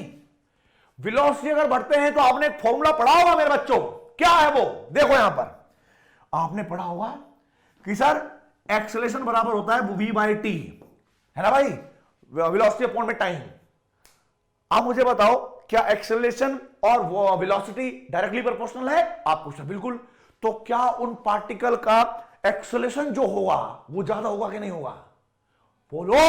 आपको सर बिल्कुल होगा। इसका मतलब है एक्सेलरेशन भी इंक्रीज करेगा। एक्सेलरेशन इंक्रीज कर रहा भाई साहब, एक्सेलरेशन अगर इंक्रीज करेगा तो ये फॉर्मूला हमें ये भी तो बताता है F इक्वल्स टू m में कि वो जो पार्टिकल होंगे उनका कोई ना कोई सर्टेन मास भी होगा। और जब आप एक्सेलरेशन इंक्रीज करोगे तो बेटा जी क्या फोर्स इंक्रीज होगा? आप कहोगे सर बिल्कुल, फोर्स भी इंक्रीज होगा। ये पार्टिकल बार बार पिस्टन को टू टू टू टकराते रहेंगे, ऐसे बचाना पड़ता ना, कभी तुम पेट ना देख लो मेरा, ठीक है? इधर देखो, इधर देखो। तो भाई अपनी पहले इज्जत बचाते हैं, है ना? इधर देखो, अब कोई पार्टिकल है, वो ऐसे पिस्टन पे टकरा रहा है, टू टू टू टकरा रहा है, तो जब वो टकराएगा बार बार तो क्या ज्यादा फोर्स नहीं लगाएगा? क्या ज्यादा फोर्स लगेगा तो ये पिस्टन ऊपर की तरफ सरकेगी कि नहीं सरकेगी? बोलो। आप कहोगे सर ये पिस्टन कुछ अलग ही मूड मना लेगी और धीरे धीरे ऊपर जाने लगेगी। मैंने कहा हां बात तो सही है। आप मुझे बताइए ओवरऑल मैंने जो भी काम किया वहां पर कहीं पर भी ऐसा नहीं किया कि मैंने गैस को कहीं से लीकेज करके बाहर निकाल दिया या कहीं पर गैस ऐड कर दी। गैस का मास जो यहां पर था, गैस का मास वहां पर भी वही रहेगा। गैस के पार्टिकल जितने यहां पर थे, गैस के पार्टिकल वहां पर भी उतने ही रहेंगे। गैस के मोल जहां पर इतने थे, गैस के मोल वहां पर भी उतने ही रहेंगे, हाँ या ना? तो मान लीजिएगा इसका टेम्परेचर T2 है, इसका पहले वॉल्यूम V1 था और इसका वॉल्यूम V2 हो जाएगा। खतरनाक बात। अब जरा देखिए, क्या आपको लगता है कि जैसे जैसे मैं टेम्परेचर बढ़ाऊंगा, जैसे जैसे टेम्परेचर बढ़ाऊंगा, वॉल्यूम ऑफ गैस भी ऐसे ही बढ़ता जाएगा, हाँ या ना? आप कहोगे सर बात तो सही कह रहे हो, वॉल्यूम ऑफ गैस भी बढ़ेगा, लेकिन कब? जब सराउंडिंग का प्रेशर कांस्टेंट है, जब गैस का प्रेशर कांस्टेंट है तब, ठीक है? तो जरा देखिए भाई, जरा देखिए। अब मैं यहां पर डेफिनेशन बनाऊंगा, फिर मैं आपको समझाऊंगा। पूरा एक्सपेरिमेंट मैंने फील करवा दिया, पूरा एक्सपेरिमेंट, ठीक है? अब मत रो ना। इधर देखिए क्या होगा। मैं कहूंगा at constant pressure, at constant pressure, अगर हमारे पास कांस्टेंट प्रेशर है और मैं यहां पे लिख रहा हूं for a certain mass of A gas, mass of A gas, gas क्या हो गई? उसका भी मास सर्टेन हो गया, इसका मतलब मोल भी कांस्टेंट हो गए। फिर हम रिलेशन बढ़ेंगे क्या कि जी टेम्परेचर बढ़ाने पर वॉल्यूम बढ़ रही थी। मैंने कहा ठीक है भाई, तो हम लिखेंगे, यहां से ध्यान रखना, the volume of the gas, the volume of the gas is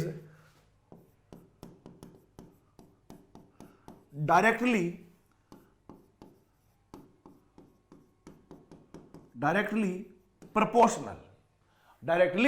proportional to the, गलती से भी आप लोग सिर्फ ये ना लिखेंगे टू द टेम्परेचर, नहीं, एब्सोल्यूट टेम्परेचर, क्योंकि जो आपके पास वॉल्यूम है गैस की वो टेम्परेचर पर डिपेंड नहीं करती, मतलब करती है पर डायरेक्टली नहीं करती, एब्सोल्यूट पे करती है। ठीक है, एब्सोल्यूट टेम्परेचर। एब्सोल्यूट टेम्परेचर का मतलब क्या हुआ बेटा जी कि सर वो वाला टेम्परेचर जो केल्विन में होता है, यानी कैपिटल टी वाला टेम्परेचर, इतना भी ध्यान रखना पड़ेगा। हां, अब जब आपने ये लाइन लिखी ली है तो आप लोग कैसे लिखोगे भाई? आप लिखोगे सर कि volume is directly proportional to absolute temperature यानी कैपिटल टी, और जैसे ही आप इस प्रोपोर्शनल को हटाओगे तो वॉल्यूम बराबर हो जाएगा आपके पास के और टी। तो जरा देखिए, ये इक्वेशन आपको समझ में आ जाएगी कि ये इक्वेशन चार्ल्स लो को, मतलब चार्ल्स बाबा ने दी थी। ठीक है, उन्होंने क्या करा था भाई, ये इक्वेशन आ गई। अब आप इसको देखते हुए कुछ रिलेशन बनाएंगे, और रिलेशन बनाने के बाद कुछ ग्राफ ड्रॉ करेंगे, कुछ ग्राफ ड्रॉ करने के बाद कुछ न्यूमेरिकल करेंगे, और न्यूमेरिकल करने के बाद आगे बढ़ जाएंगे। आगे देखिए भाई, आगे देखिए, सपोज करो कोई अलग अलग कंडीशन थी, जैसे मान लीजिएगा कि ये कंडीशन अलग है और ये कंडीशन अलग है, तो यहां पर टेम्परेचर अलग था, यहां पर टेम्परेचर अलग था, यहां पर वॉल्यूम अलग है, यहां पर वॉल्यूम अलग है, लेकिन प्रेशर सबके लिए बराबर था। तो आप लोग क्या करोगे जरा देखिए, अगर मैं कहता हूं अलग अलग स्टेट के बारे में, तो एक मैंने मान ली है स्टेट 1 और एक मैंने मानी है स्टेट 2। आप कहोगे क्या भाई, जहां पे हो गया V1 बराबर K और T1, और यहां पर हो जाएगा V2 बराबर K T2। ये रिलेशन अगर आपके पास 1 है, ये रिलेशन अगर आपके पास 2 है, दोनों को अगर आप डिवाइड करेंगे तो आपको पता है कि V1 बराबर V2 होगा, K से K कैंसिल हो जाएगा, तो T1 बाई T2, ये आपके पास इक्वेशन आ जाएगी जिसको आप याद कर लेंगे भाई। इसके ऊपर न्यूमेरिकल बन सकते हैं, ठीक है जी, इसके ऊपर न्यूमेरिकल बन सकते हैं। लेकिन जब आप ये न्यूमेरिकल कर लेंगे सारे के सारे, मतलब करेंगे कहा भी मैं ही कराऊंगा, अब आपने रिलेशन देख लिया, इसके बाद आपको बनाना होंगे ग्राफ। इंपॉर्टेंट है, बनाने पड़ेंगे ग्राफ। लेकिन जरा देखिए मेरे बच्चों, आप समझ कर देखना कि जब मैं ग्राफिकल एनालिसिस की बात करूंगा, ओह,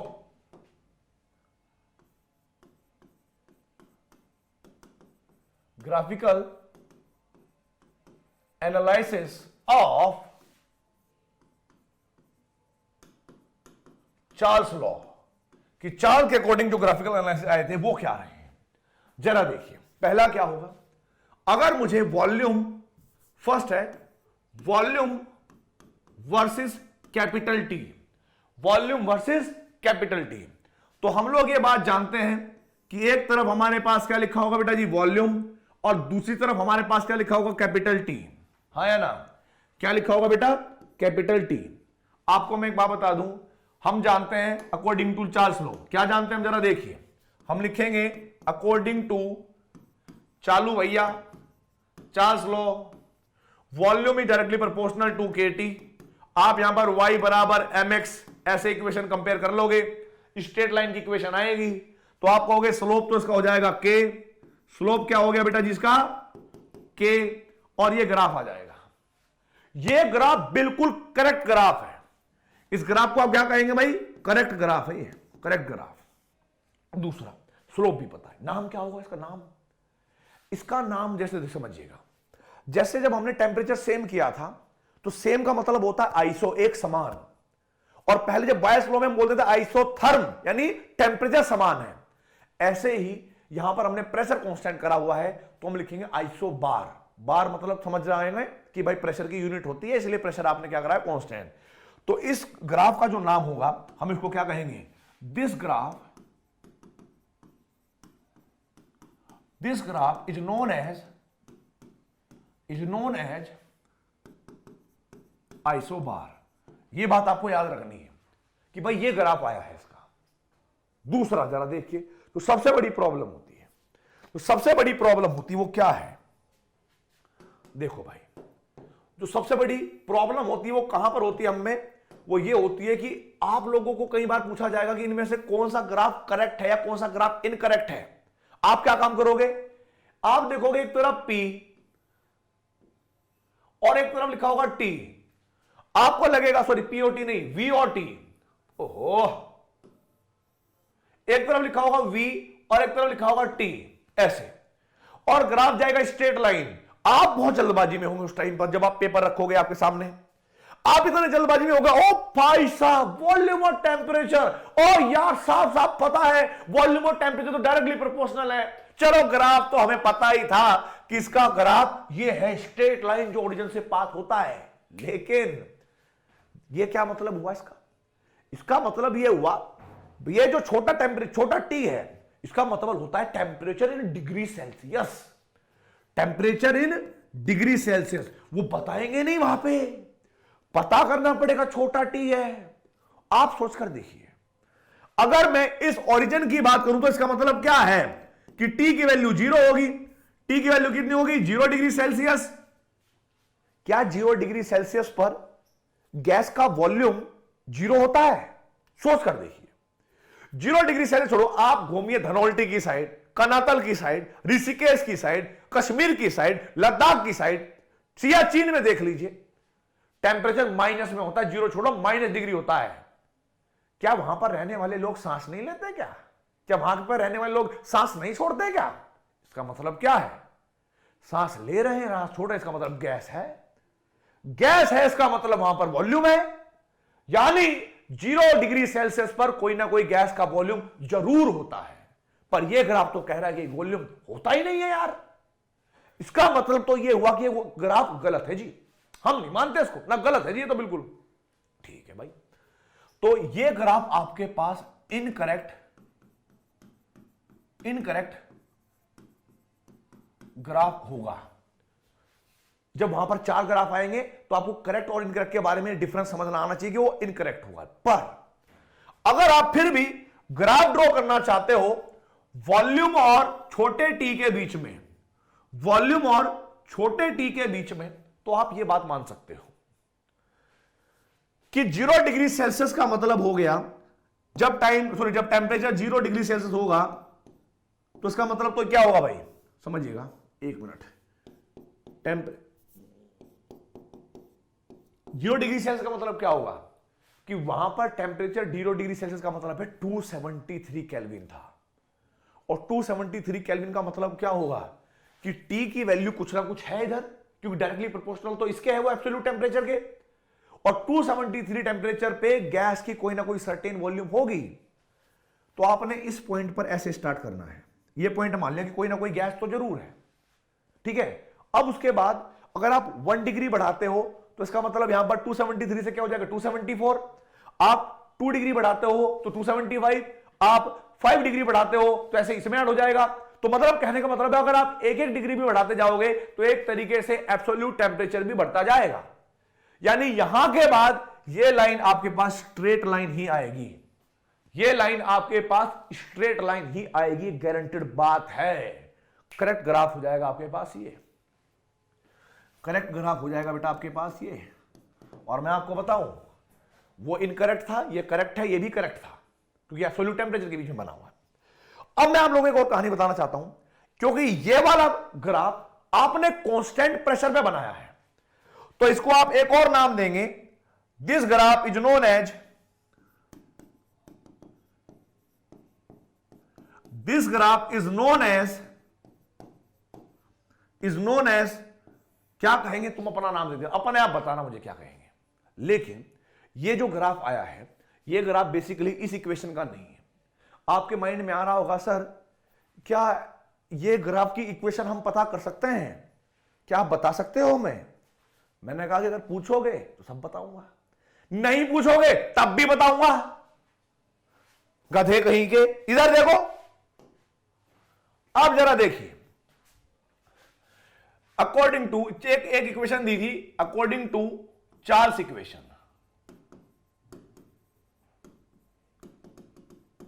चार्ल्स इक्वेशन जब उन्होंने छोटे टी के बीच में रिलेशन निकाला था, स्टडी करी थी, तो उन्होंने माना था कि किसी भी टेम्परेचर पे जो वॉल्यूम होता है गैस का, वो 0 डिग्री सेल्सियस पे जो भी रहा होगा V0 V0 वो रहा होगा V0 बाय 273 इंटू में T। ये इक्वेशन आई थी, ठीक है।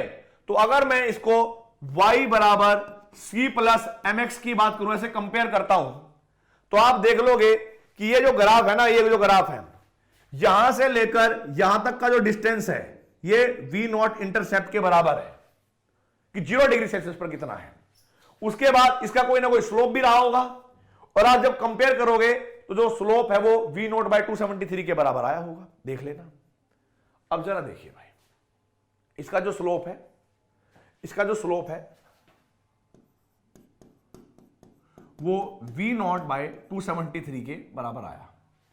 और आपको मैं एक और बात बताना चाहूंगा, अगर मैं सपोज करो इस ग्राफ को पीछे की तरफ खींच रहा हूं, इस ग्राफ को मैं पीछे की तरफ खींच रहा हूं, और यानी यहां पर कहीं ना कहीं माइनस के 273 डिग्री सेल्सियस है।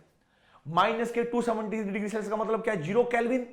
और 0 केल्विन का मतलब क्या है? वॉल्यूम बिल्कुल 0। तो क्या कभी ना कभी तो हम ये मान लेंगे ना कि भाई ये अगर हम ड्रॉ करते हैं तो कभी ना कभी तो यहां पर आपके पास माइनस के 273 डिग्री सेल्सियस पे इसकी जो वॉल्यूम होगी गैस की वो बिल्कुल 0 हो जाएगी। पर अगर आप ध्यान से देखें, ये लाइन और आगे की ये लाइन, इसका ओवरऑल स्लोप तो बेटा जी क्या रहेगा? कांस्टेंट ही रहेगा, सेम ही रहेगा कि नहीं रहेगा? बोलो। आप कहोगे सर बात तो सही कह रहे हो, स्लोप तो वही रहेगा। यानी अगर आप इस ग्राफ को इस ग्राफ के साथ कनेक्ट कर दो, इस ग्राफ को इस ग्राफ के साथ कनेक्ट कर दो, तो बड़ी आसानी से आप समझ जाएंगे कि स्लोप सेम ही आने वाला है। यानी इसका स्लोप जो मैंने k लिखा था यहां पर, उस k की वैल्यू आपके पास कितनी आ जाएगी? V0 bye 273। तो आपको ध्यान रखना है, जो आपके पास ये ग्राफ है, देखिए प्लीज समझा देता हूं मैं फिर से, कोई दिक्कत नहीं, डरिए मत, समझाते हैं हम फिर से।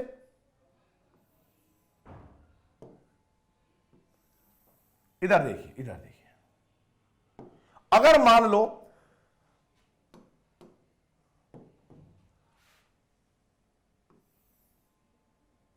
देखो बेटा, अगर आप यहां से T लेकर चल रहे हो 0 केल्विन और आगे जो है टेम्परेचर इंक्रीज कर रहा है, तो जो स्ट्रेट लाइन होगी वो स्ट्रेट लाइन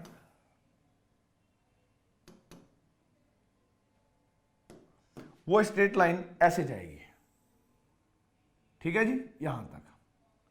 आगे देखिए, आगे क्या होगा कि अगर मैंने यहां पर कहा कि इधर तो मेरे पास T था, ये V था, इधर मैं V लिख रहा हूं, इधर लेकिन मैंने T डिग्री सेल्सियस लिखा हूं।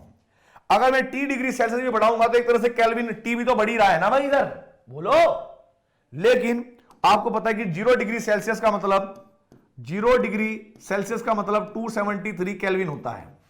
यानी गैस का कोई ना कोई वॉल्यूम होगा, और अब जो ग्राफ आएगा वो ग्राफ ऐसे आगे बढ़ेगा, सेम टू सेम जैसे पहले बढ़ रहा था, ऐसे ही ग्राफ होगा। तो ये दोनों के दोनों जो ग्राफ मैंने अलग अलग पढ़ाए हैं, ये किसी एक ही ग्राफ का क्या हो गया? 2 पार्ट हो गए, ठीक है। तो आप समझ जाएंगे 0 डिग्री सेल्सियस पे गैस का वॉल्यूम 0 नहीं होता है। लेकिन स्लोप इसका हमने क्या लिखा था बेटा जी? देखो ध्यान से, इसका स्लोप क्या लिखा था कि सर इसका स्लोप था K, और इसका जो स्लोप था वो आया था कितना बेटा जी? V0 bye 273। तो बेटा जी क्या उस K की वैल्यू V0 बाय 273 हो जाएगी कि नहीं हो जाएगी? पहले आप मुझे बस इतना बताओ। आप कहोगे सर ये ग्राफ हमें चकाचक समझ में आ गया, कोई दिक्कत वाली बात नहीं है। मैंने कहा बहुत बढ़िया बात। अब जरा देखिए प्लीज, ज्यादा सरदर्द नहीं करना है। ये ग्राफ कैसे बनाना है मैंने आपको बताया, ये ग्राफ इनकरेक्ट क्यों है ये मैंने आपको बताया, ये ग्राफ करेक्ट क्यों है ये भी मैंने बताया। और इन दोनों ग्राफ का जो स्लोप है वो सेम रहेगा, लेकिन उनमें रिलेशन ये है कि इसके स्लोप को हम K से डिनोट करते हैं, इसके स्लोप को हम V0 बाय 273 से डिनोट करते हैं। तो आप लोग क्या करोगे, यहां से आपको एक रिलेशन एक्स्ट्रा पता लग जाएगा कि K जो है वो V0 बाय 273 के बराबर है। भाई साहब मजा आ गया तुम्हें तो एकदम।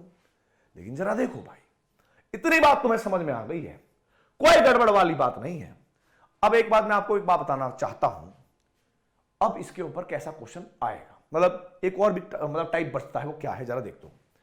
अगर मैंने मान लो ये इक्वेशन आपको पढ़ाई और कोई आप लोगों से ये पूछ ले कि 1 डिग्री का अगर चेंज करूं तो वॉल्यूम में कितना चेंज आएगा, कि अगर मैं 1 डिग्री का चेंज करूं तो वॉल्यूम का कितना चेंज आएगा, तो जरा आपको मैं कहानी बताना चाहता हूं। फॉर एग्जाम्पल, अगर मैं आप लोगों को कहूं कि भाई Vt बराबर होता है V0 प्लस के 273 V0 बाय 273 इंटू में टेम्परेचर स्मॉल डिग्री।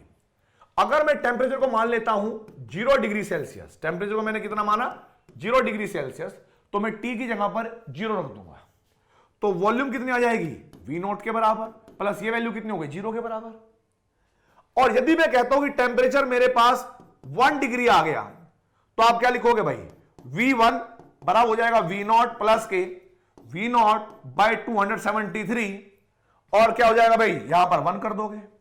देखो इतना चेंज आया 1 डिग्री के बढ़ाने पर। अगर आप मान लो टेम्परेचर T2 करना चाहते हो, टेम्परेचर क्या कर रहे हो आप 2 डिग्री सेल्सियस करना चाहते हो, तो V2 बराबर आएगा V0 प्लस के V0 बाय 273 इंटू में T आए, सॉरी इंटू में 2 कर दोगे।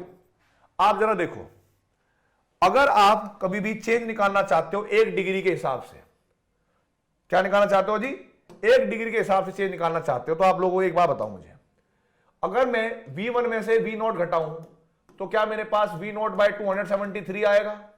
आप कहोगे बिल्कुल सर।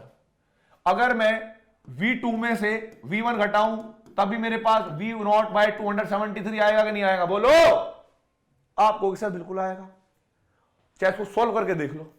तो आपको यह भी बात पता होनी चाहिए कि 1 डिग्री के चेंज होने पर जो चेंज इन वॉल्यूम होता है वो V0 यानी 0 डिग्री सेल्सियस रेस्पेक्टिवली विद 273 के बराबर होता है। तो मैं यहां पर एक नोट पॉइंट लिखवा रहा हूं बेटा, वो क्या है जरा देखिए, ठीक है, वो लिखवा रहा हूं, जरा देखो यार। The volume, the change in volume occurs after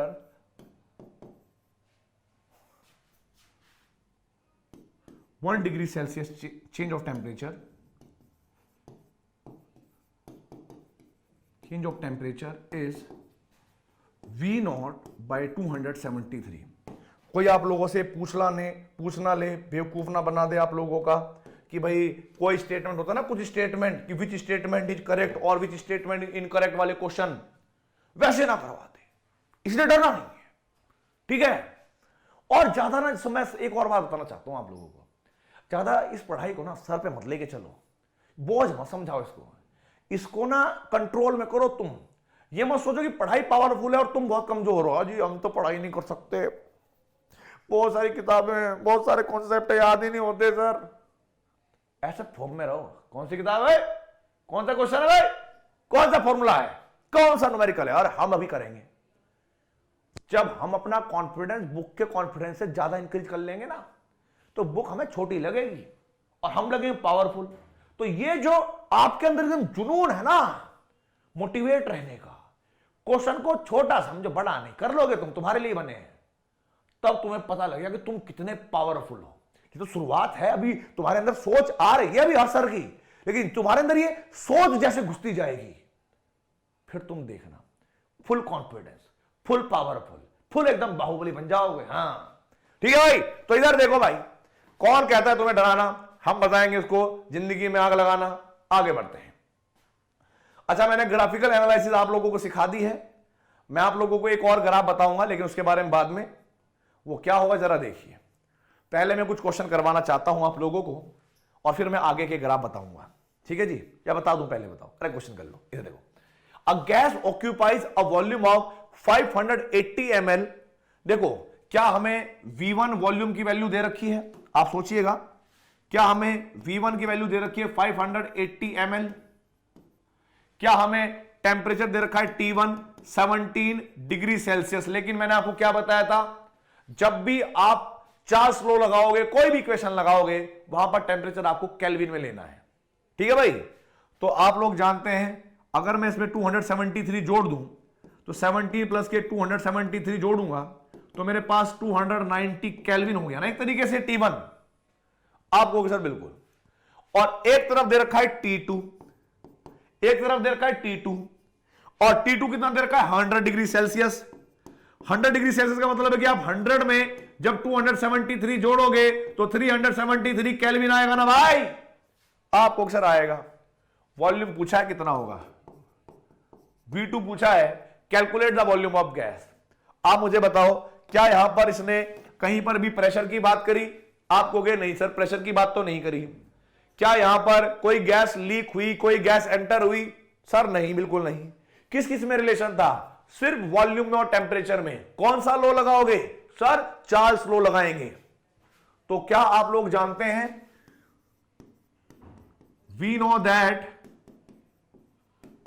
that क्या कि सर V1 बाय V2 बराबर था T1 बाय T2।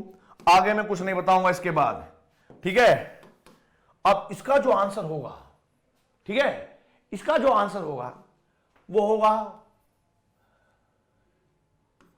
बाहुबली। कहां लिखेंगे इसको? बाहुबली। बाहुबली का क्वेश्चन है, इसका आंसर मुझे चाहिए, ठीक है। आगे बढ़ता हूं, अगले क्वेश्चन की तरफ बढ़ता है। फिर ये कह रहा है व्हाट इज द इंक्रीज पूछिए कितना चेंज होगा in the volume when the temperature of 600 ml of air increases from 27 degree Celsius से 47 degree Celsius under constant pressure. Pressure constant है तो चार्ल्स लॉ लगेगा, कोई बात नहीं है यार, हम पता है सब कुछ। अकॉर्डिंग टू चालू भैया यानी चार्ल्स लॉ, अकॉर्डिंग टू चालू भैया यानी चार्ल्स लॉ, मैं जानता हूं कि V1 बाय T1 बराबर होगा V2 बाय T2। बस पहचानना है कि V1 और T1 क्या होगा। जरा देखिए मेरे बच्चों, आप लोगों को V1 की वैल्यू दे रखी है 600 ml। आप लोग V2 की वैल्यू फाइंड नहीं करनी है, चेंज इन वॉल्यूम निकालना है। T1 की वैल्यू दे रखी है 27 डिग्री सेल्सियस, यानी जब इसमें आप 273 जोड़ोगे तो आएगा 300 केल्विन, ठीक है। और जब आप T2 की बात करोगे तो वो दे रखा है 47 डिग्री सेल्सियस यानी 320 केल्विन। आप लोग क्या करोगे? V2 फाइंड करोगे पहले। V2 जो फाइंड करेगा, आप क्या करोगे बेटा जी? चेंज निकालना है यार आपको, तो इंक्रीज इन वॉल्यूम निकालना है ना। तो देखो जरा, इंक्रीज इन वॉल्यूम का मतलब क्या हो गया? Change in volume delta V यानी V2 माइनस V1। तो जो भी आप V2 निकालोगे उससे V1 घटा देना, आपका आंसर आ जाएगा। और इसका जो नाम मैं दे रहा हूं बेटा जी क्वेश्चन का, वो हो जाएगा देवसेना। क्या हो गया जी? देवसेना। अब जरा देखिए, अब सुनो, गैलू-सैग लॉ की बात करेंगे। अब ये दो क्वेश्चन आपको समझ में आ गए और आपको मैंने ये भी बता दिया कि चार्ल्स लॉ पे कैसे कैसे क्वेश्चन आते हैं। अब मैं रिमेनिंग पार्ट यानी ग्राफ को फिर से दिखाता हूं। दोबारा ग्राफ कंटिन्यू करते हैं। अगर कोई आप लोगों से एक ग्राफ बनाना चाहे कि भाई आप लोगों को ग्राफ बनाना है V by T versus T के साथ, V by T versus T के साथ, आप लोगों को क्या लिखोगे भाई? एक तरफ लिखोगे V बाय टी और दूसरी तरफ लिखोगे T, ऐसे लिखोगे। आप लोगों को इतना बात तो पता होगी ना मेरे बच्चों कि भाई चालू भैया क्या कहते हैं? अकॉर्डिंग टू चार्ल्स लॉ क्या कहता है भाई? चार्ल्स लॉ कहता है कि volume is directly proportional to T, volume बराबर एब्सोल्यूट के टी और V बाय टी बराबर के बराबर है। आप टेम्परेचर को कुछ भी चेंज करो, आप वॉल्यूम को कुछ भी चेंज करो, इनका जो रेशियो आएगा, इनका जो डिवाइड आएगा, वो तो कांस्टेंट के बराबर है या नहीं? आप कहोगे सर बिल्कुल ये के बराबर है। और यदि ये के बराबर है तो आप लोग ये बात समझ जाना मेरे बच्चे, आप लोग ये बात समझ जाना मेरे बच्चे कि भाई ये वैल्यू कांस्टेंट ही रहेगी। कांस्टेंट के का मतलब होता है कांस्टेंट, ठीक है। ये एक बात हो गई। दूसरी तरफ आप दूसरा ग्राफ भी बना सकते हो कि आपने एक तरफ तो मान लिया है भाई कितना V बाय टी और दूसरी तरफ आप V कर रहे हो। कहने का मतलब यह था कि आप वॉल्यूम भी कितना चेंज कर लो तब भी कोई फर्क नहीं पड़ेगा, V बाय टी क्या रहेगा? कांस्टेंट। और v बाई टी कॉन्स्टेंट रहेगा, तो फिर से लाइन कैसी आएगी, ऐसे आएगी parallel to the X axis. ठीक है जी। अब आपको मैं एक और बात बताना चाहता हूं, वो क्या है जरा देखिए। इस ग्राफ को भी हमने चार्ल्स लॉ के अंतर्गत ही बनाया, और चार्ल्स लॉ में प्रेशर क्या होता है, कांस्टेंट होता है। तो this graph is also known as, लिखेंगे यहां पर, this graph is also known as isobar, यानी जब प्रेशर कांस्टेंट होता है तो आइसोबार। ये सारे ग्राफ आइसोबार है। सेम टू सेम यहां पर भी हम यही बात करेंगे कि भाई प्रेशर कांस्टेंट था, चार्ल्स लॉ के अकॉर्डिंग बना है, तो this graph is also known as isobar. तो मेरे हिसाब से, मेरे बंदरों, मेरे शेरों, आप लोगों को चार्ल्स लॉ अच्छे से समझ में आ गया है, बायस लॉ अच्छे से समझ में आ गया है। अब मैं आप लोगों को एक काम दूंगा। काम का मतलब होता है कि मैं आपको कुछ पार्ट समझाऊंगा और फिर मैं आपको बोलूंगा कि ये क्वेश्चन भी आपको आगे करवाया जाएगा। कैसे, जरा देखिए। कई बार आप लोगों का ये क्वेश्चन मिल सकता है पेपर के अंदर कि आप लोग जो है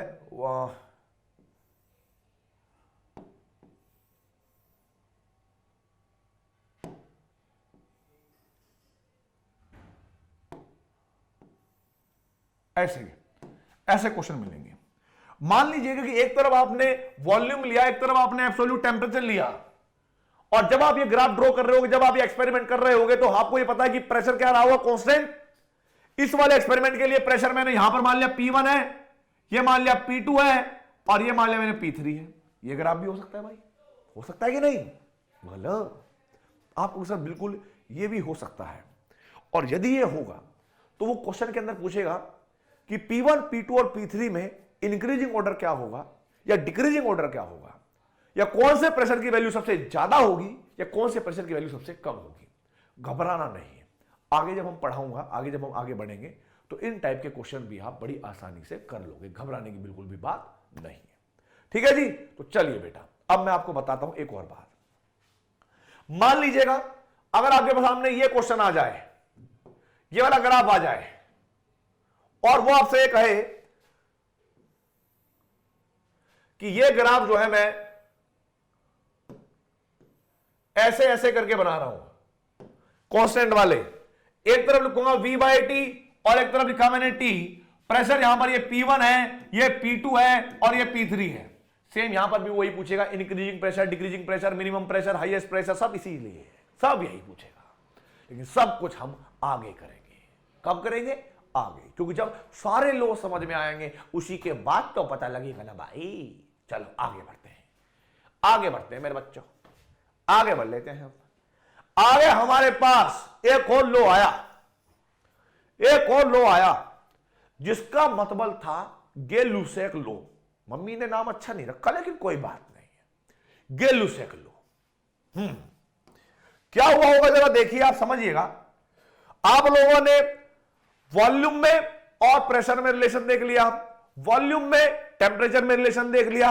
अभी एक रिलेशन और बाकी है, प्रेशर में और टेम्परेचर में। प्रेशर में और टेम्परेचर में क्या रिलेशन होता होगा, यह भी बहुत ज्यादा जरूरी है।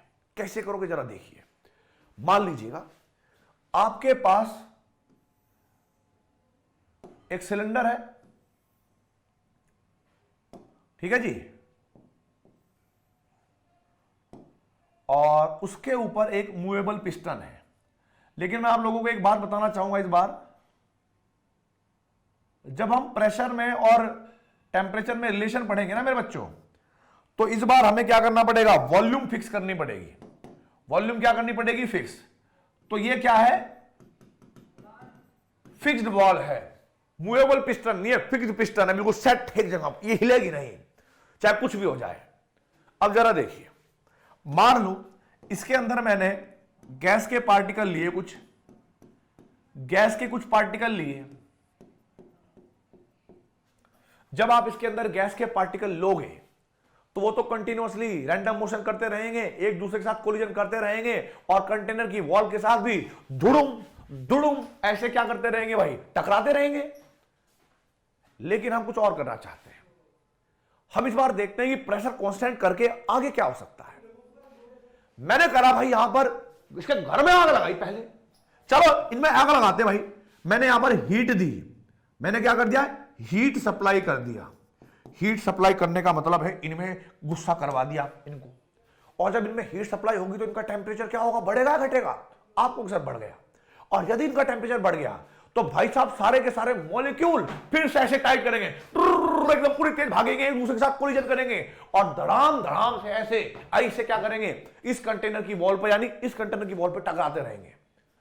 और यदि वो टकराते रहे तो आप लोग ये बात जानते हैं, हीट सप्लाई करने से टेम्परेचर इंक्रीज होगा। टेम्परेचर इंक्रीज करने पर उनकी वेलोसिटी बढ़ेगी, वेलोसिटी इंक्रीज होगी, वेलोसिटी इंक्रीज होगी तो भाई साहब इस बार क्या होगा, इस बार एक्सेलेरेशन भी इंक्रीज होगा। एक्सेलेरेशन इंक्रीज होगा तो फोर्स इंक्रीज होगा। और आप लोग जानते हैं कि एक सर्टेन एरिया पर लगने वाले प्रेशर को, फोर्स को प्रेशर कहते हैं। ये तो आप लोगों ने पढ़ा ही है भाई, प्रेशर बराबर क्या होता है, फोर्स अपॉन एरिया। इसका एरिया कांस्टेंट है, फोर्स बढ़ रहा है, इसका मतलब क्या होगा, प्रेशर भी इंक्रीज कर रहा है। आप मुझे बताओ, अगर हम ये एक्सपेरिमेंट साथ में कर रहे होते, मतलब लैब के अंदर या जहां पर भी मन होता वहां पर कर रहे होते, तो आप लोगों को क्या समझ में आता कि सर टेम्परेचर के बढ़ने पर प्रेशर बढ़ रहा है, गैस की कोई लीकेज नहीं, गैस कोई आपने एक्स्ट्रा डाली नहीं है, इसका मतलब गैस की जो अमाउंट होगी, जो मोल होंगे वो कांस्टेंट है। वो क्या है जी, वो कांस्टेंट है। और मैंने यहां पर वॉल्यूम क्या कर रखी है, कांस्टेंट है। इसका मतलब सबसे पहला काम हो जाएगा, at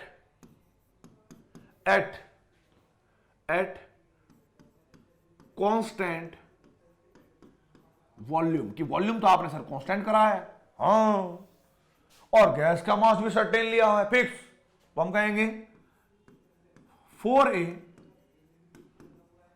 certain mass of A gas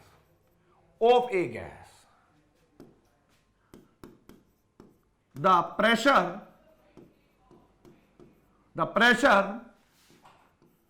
of a gas is directly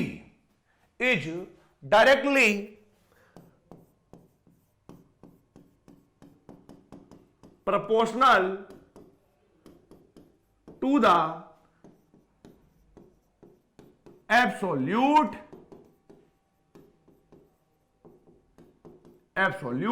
temperature.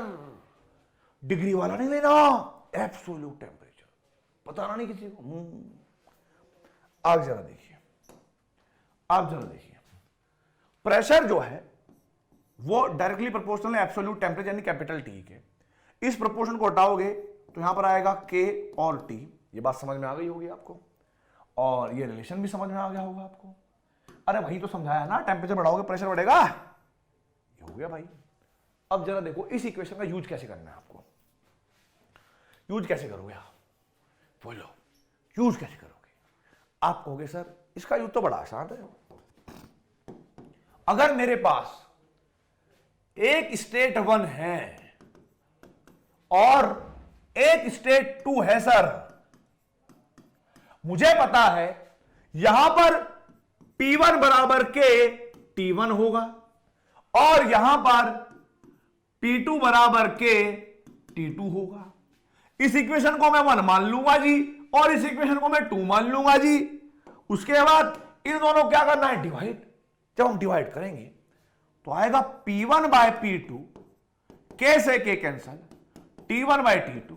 ज्यादा मैं बताता ही नहीं हूं, तुम्हें पता ही ये बात तो है ना, ज्यादा शब्द तो करना ही नहीं अपने को। ये इक्वेशन है और इसी से आपका आंसर निकल आएगा तुरंत। जो भी आपके पास चार्ल्स लॉ से रिलेटेड हो, सॉरी गैलुसेक लॉ से रिलेटेड होंगे, सब निकाल लो यार। अब ये तो थी रिलेशन वाइज। अब हम बात करेंगे क्या, हम बात करेंगे, चलो न्यूमेरिकल करके देखते हैं और फिर उसके बाद हम ग्राफिकल एनालिसिस पे जाएंगे तुरंत एकदम। क्वेश्चन करके देखते हैं भाई। पहले जरा देखिए, अगर आपको ये वाला क्वेश्चन दिया गया है, एक दिन की बात है, one day, when the temperature and pressure were 300 Kelvin and 760 mm, okay, a mass of gas had a volume of 1200 ml. On the next day, the volume had changed to 118 ml while the pressure was the same. What was the temperature? ओहो, ये तो बेटा सुन लीजिएगा, ये क्या है कि अगला दिन हो या पिछला दिन हो, प्रेशर कांस्टेंट रहेगा। ये क्वेश्चन जो है ये पुराने वाले लॉ से आ गया। सॉरी, माफी चाहते हैं, माफ कर दोगे ना? ठीक कर देना, टाइम लिख कर लिखना कि सर हमने आपको माफ कर दिया, ठीक है। ये जब आप समझिएगा, टेम्परेचर क्या है, बोलो टेम्परेचर क्या है? 300 केल्विन। ओहो, इसको हटाते हैं भाई, एक मिनट को। टेम्परेचर क्या है? 300 केल्विन। प्रेशर दे रखा है 760 और on the next day the volume had change, volume change हुई है और प्रेशर इसने पूछा है, प्रेशर भी क्या था? सेम था। What was the temperature on the next day? Oh sorry बेटा, वो टेम्परेचर ही पूछ रहा था। तो ये वी और टी के बीच में रिलेशन था, यानी ये चार्ल्स लॉ से रिलेशन था। आप लोग एक बात समझिएगा, क्या यहां पर V1 की वैल्यू दे रखी है हमें कितनी? वॉल्यूम दे रखी है कितनी, बोलो? इसने कहा कि सर 1200 ml थी और V2 की वैल्यू आप कहोगे 1218 ml थी। आप कहोगे प्रेशर की, सॉरी टेम्परेचर कितना था पहला? T1 कितना था? आप कहोगे सर 300 केल्विन। तो T2 आपको क्या करना है? निकालना है, फाइंड करना है, क्योंकि प्रेशर वाज द सेम। जो प्रेशर कल रहा 760 mm यानी 180 m, वही आज भी रहा है, कोई दिक्कत नहीं है। तो यह क्वेश्चन चार्ल्स लॉ का था, सॉल्व करना, ठीक है। और इस क्वेश्चन का नाम हम रख देते हैं, का नाम रखे तुम्हारे हिसाब से बताओ, ठीक है। इसका नाम हो जाएगा डिंग डोंग, ठीक है जी। इसका नाम हो जाएगा डिंग डोंग। तो डिंग डोंग वाले क्वेश्चन का आंसर आप ही निकालेंगे और यह क्वेश्चन आपके पास चार्ल्स लॉ से था। आगे बढ़ते हैं, अब आगे बढ़ते हैं। जय बात। और अगला क्वेश्चन भी आपके पास चार्ल्स लॉ से ही है। सॉरी, ये होमवर्क है, ये गलती से पीपीटी में ऊपर नीचे हो गया, ठीक है भाई, गलती से होमवर्क में पीपीटी में ऊपर नीचे हो गया, कोई बात नहीं है, हमें कौन सा फर्क पड़ता है, हम तो पढ़ा देंगे इसको भी। इधर आते हैं, वापस आते हैं बेटा जी, वापस अपने गेलू सैक भैया को देख लेते हैं, फालतू में ऐसा होगा, ठीक है। यहां पर देख लेते हैं, बाकी मैं इसको ठीक कर लूंगा अगली पीपीटी से पहले, क्या दिक्कत आ रही है। अब जरा देखिए भाई, यहां पर मैं ग्राफिकल एनालिसिस स्टार्ट कर रहा हूं। जो क्वेश्चंस होंगे गेलू सैक लॉ के, वो मैं जल्द ही अगले वाले लेक्चर में आपको प्रोवाइड करवा दूंगा या समझा दूंगा, टेंशन ना लीजिए उसी का। अब आप देखिए भाई, सबसे पहले अगर मैं ग्राफिकल एनालिसिस की बात करता हूं, ग्राफिकल एनालिसिस की बात करता हूं ऑफ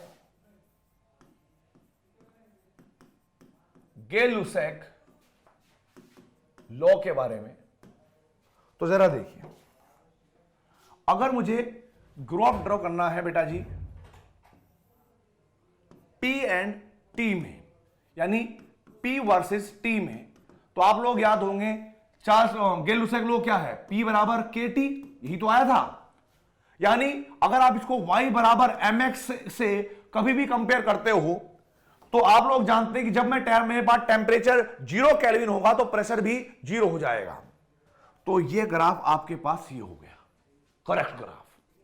आगे इसमें एरर कहां हो सकती है हम लोगों से, कि भाई यहां पर आपको दे रखा होगा P और यहां पर दे रखा होगा छोटा t। छोटा t का मतलब क्या हुआ कि अब टेम्परेचर 0 डिग्री सेल्सियस में दे रखा है, और इस ओरिजिन का मतलब है कि यहां पर टेम्परेचर 0 डिग्री सेल्सियस है। अब इसका मतलब यह बिल्कुल नहीं है कि 0 डिग्री सेल्सियस पे गैस का प्रेशर भी 0 हो। आपने देखा होगा जब 0 डिग्री सेल्सियस पर कोई गैस रहेगी तो उसका कुछ ना कुछ तो प्रेशर होगा ही ना भाई, है या ना? आप उसका बिल्कुल होगा। इस बार बिल्कुल पहले की तरह ही ग्राफ ऐसे ही समझना है आपको, सीधा ही होगा, ठीक है भाई। और मैं आपको बताना चाहूंगा ये वाला ग्राफ आपके पास करेक्ट होगा, और इसकी जो इक्वेशन होगी बिल्कुल पहले की तरह, बस जहां पर वॉल्यूम था वहां पर प्रेशर कर देना कि Pt बराबर हो जाएगा P नॉट प्लस के P नॉट बाय 273 इंटू में K। इसका जो स्लोप था, सॉरी, इंटू में टी, ठीक है जी। और इसका जो स्लोप था वो स्लोप इसका कितना था बेटा जी, के, और इसका जो स्लोप आएगा वो आएगा पी नॉट बाय 273। तो मेरा आप लोगों से एक अनुरोध है, रिक्वेस्ट है कि आप कमेंट बॉक्स में इसके स्लोप और इसके स्लोप में रिलेशन निकालेंगे और मुझे कमेंट बॉक्स में लिखकर बताएंगे। दूसरी चीज, गलती जो होती है हमसे एक ये भी हो सकती है कि मान लीजिएगा आपके पास यहां पर प्रेशर था, यहां पर आपने छोटा टेंपरेचर लिया और वो क्वेश्चन के अंदर ऐसा दिखा दे कि भाई ये ओरिजिन से जा रहा है, तो इसका मतलब ये वाला क्या हो जाएगा बेटा जी, इनकरेक्ट आंसर, इनकरेक्ट ग्राफ होगा। ये बात आपको ध्यान रखनी है। बात समझ में आ गई होगी? आगे जरा देखिए, अगर मैं आप लोगों के बीच में ग्राफ खींचता हूं, किसके बीच में, मैंने कहा कि P by T versus P। आप लोग जानते होंगे इस इक्वेशन में P बराबर KT था। अगर T इधर आ जाए तो आप लोग जानते होंगे कि भाई P बाय टी भी तो कांस्टेंट होता है कि नहीं होता, K के बराबर। यानी आप प्रेशर कितना भी बढ़ाते रहो कोई फर्क नहीं पड़ेगा, प्रेशर बढ़ेगा तो टेंपरेचर अपने आप बढ़ जाएगा, यानी इनका रेशियो क्या रहेगा, कांस्टेंट। तो आपके पास ये रहेगा कांस्टेंट, ठीक है जी। अगला ग्राफ देखिए, अगर कोई आपको ये कहे कि मेरे पास एक बार P बाय टी वर्सेज में T में रिलेशन बढ़ा रहा हूं, आप टेंपरेचर कितना भी बढ़ाता रहे ये क्या रहेगा, कांस्टेंट रहेगा, कोई चेंज नहीं आएगा। और ये सारे के सारे ग्राफ कांस्टेंट वॉल्यूम पर बने हुए हैं। इसका मतलब इनका नाम जो होगा, इनका जो नाम होगा हम कहेंगे these are called, these graph are called isochore, isochore और आइसोवॉल्यूमिक। इनको हम आइसोवॉल्यूमिक या आइसोकोर कहेंगे, ठीक है मेरे बच्चों। तो ये सारे के सारे जो ग्राफ थे ये सारे के सारे आप अच्छे से करेंगे। लेकिन अभी भी आप लोगों को याद होगा कि एक टास्क होता है जो मैं कहता हूं कि आगे भविष्य में करवाऊंगा, फ्यूचर में करवाऊंगा, फटूर में कराऊंगा। क्या था भाई वो, कि हमें पता है कि अगर यहां पर प्रेशर है, यहां पर टेंपरेचर है, तो हो सकता है कि हमारे पास ऐसा क्वेश्चन आ जाए, ऐसा क्वेश्चन आ जाए, ओहो, ऐसा क्वेश्चन आ जाए और आप देखोगे भी कि यहां पर वॉल्यूम क्या होगा भाई, हो सकता है V1 हो, V2 हो और V3 हो। तो आप लोगों से कोई पूछ ले कि इंक्रीजिंग ऑर्डर ऑफ वॉल्यूम क्या होगा, डिक्रीजिंग ऑर्डर ऑफ वॉल्यूम क्या होगा, मिनिमम वॉल्यूम कितनी होगी, मैक्सिमम वॉल्यूम कितनी होगी, वो पूछ सकता है। क्या करोगे, चुपचाप कर लेना। आगे कराऊंगा वही बहाना मारूंगा कि भाई अगली बार करना है जब फटूर में पढ़ाऊंगा आप लोगों को। आगे देखिए, आगे क्या है कि भाई मैंने देखा कि यहां पर अगर मैं P और T का P by T versus T के बीच में ग्राफ खींचता हूं तो आपको याद होगा कि ये वैल्यू कांस्टेंट आती है।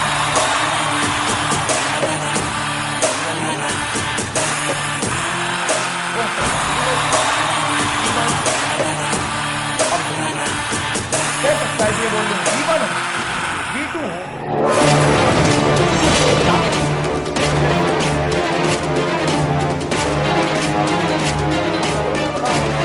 कौन सा वॉल्यूम का घटता हुआ करंट, कौन सा वॉल्यूम का घटता। जय हिंद, जय भारत।